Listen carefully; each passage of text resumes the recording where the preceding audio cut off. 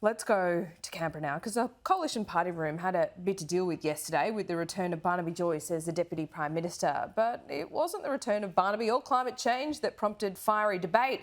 It was the proposed childcare changes. Queensland Senators Matt Canavan, Jared Rennick and George Christensen rose to speak about the need to support women who chose to stay at home with their children. And one unnamed MP suggested that women were using childcare to outsource parenting. I'm told that that assertion earned the polite rebuke of at least 5 senior women in the room and a number of senior men. Let's go live now to the Shadow Minister for Education and Shadow Minister for Women, Tanya Plibersek. Good to see you. At the risk of giving you a free hit here, outsourcing parenting. What do you think of that? Well, it's a bit rich coming from people who spend half the year in Canberra, isn't it? And it just shows how out of touch some of these nationals are. My dad worked 6 days a week. My mum stayed home, looked after us, and I'm very grateful to her for doing that. I've made a different choice with my family. The point is, whatever choices families make, we should be backing those choices. And that's why Labor's childcare policy helps all families earning an income of under $530,000. And when you compare it with the Liberals' new childcare policy, 750,000 more families benefit under Labor's policy than under Scott Morrison's. What does the return of Barnaby Joyce change, do you think?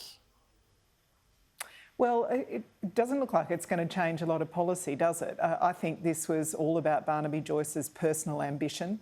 Michael McCormack's a decent fellow. He's an old school country gentleman, Nat, and he's been replaced by a blowhard, not for any big policy differences. They can't articulate what the policy changes are, but simply because Barnaby Joyce was ambitious to get his old job back.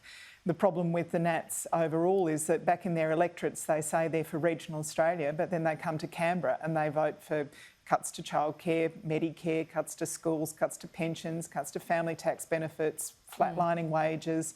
They vote for all the things that hurt regional communities. Climate change, obviously, we haven't spoken about this in depth for quite some time. It's been a little bit on the back burner for the first time in about 20 years, I've got to say, but COVID has done that. But look, once we get closer to the election, it will become an issue once again. We've seen that around by-elections. How does Labor balance the need to do more on climate change and really tell people in the regions that their jobs are safe? That's where Labor needs to make up ground, doesn't it?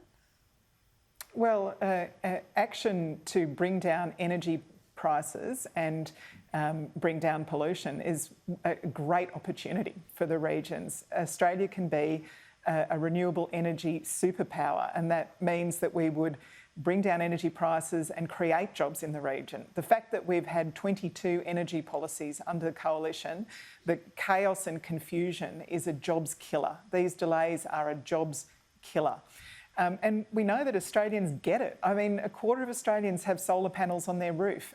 Some of them are doing it because they're worried about climate change. Some of them don't care about climate change. They've worked out that solar electricity is the cheapest form of electricity in human history, and they want a piece of it. And our businesses, our industries could get a piece of it too, if only we had a government that finally got an energy policy right. To be fair, we haven't seen all of Labor's details about what it would do and promise at the election. Are you going to do that soon? Well, you've seen a very strong commitment to zero net emissions by 2050, a commitment that we share with state and territory governments of both persuasions.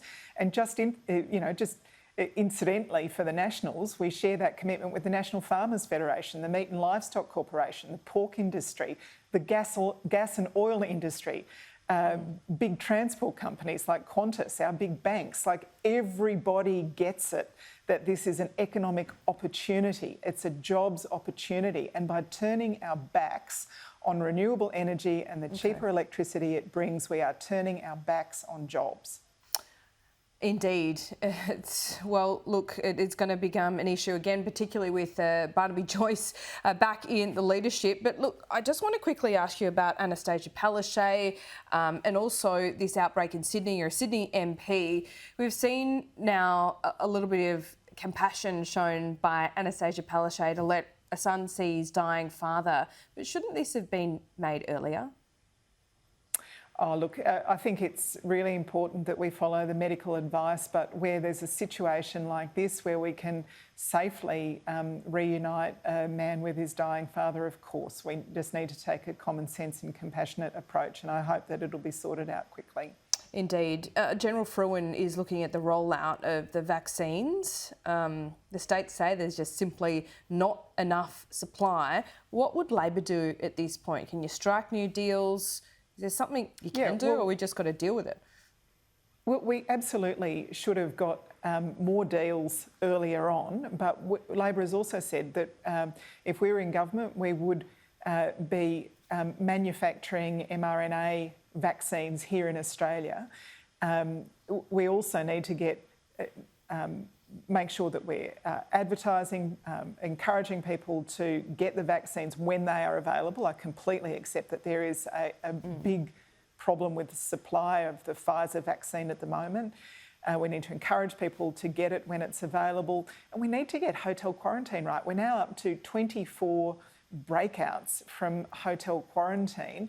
Labor has said that as well as manufacturing vaccines, the mRNA style vaccines here in Australia, we need to have purpose-built quarantine facilities. We can't be relying on tourist hotels in our CBDs to meet our quarantine requirements as a nation.